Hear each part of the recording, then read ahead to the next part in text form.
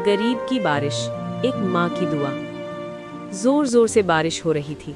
कच्चे घर की छत से पानी टपक रहा था। एक माँ अपने 2 मासूम बच्चों के साथ जमीन पर बैठी थी। माँ के चेहरे पर फिक्र थी और बच्चों की आंखों में भूख और थकान। माँ ने अपनी फटी हुई साड़ी को संभालते हुए कहा, बेटा, अल्लाह सब देख रहा है, सब्र करो।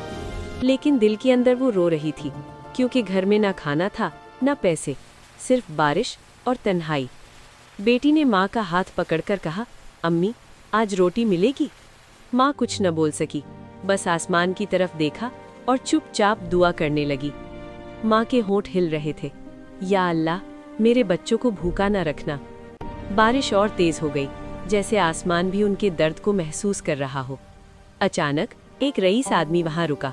उसने बारिश में भीगती हुई माँ और बच्चों को देखा। उसका दिल पिघल गया। उस आदमी ने कहा, बहन, ये लो खाना और ये पैसे। माँ की आंखों से आंसू बहने लगे। ये आंसू दुख के नहीं, शुक्र के थे। बच्चे मुस्कुराने लगे। माँ ने आसमान की तरफ देखा और कहा, शुक्र है मेरे रब का, बारिश अब रहमत लग रही थी।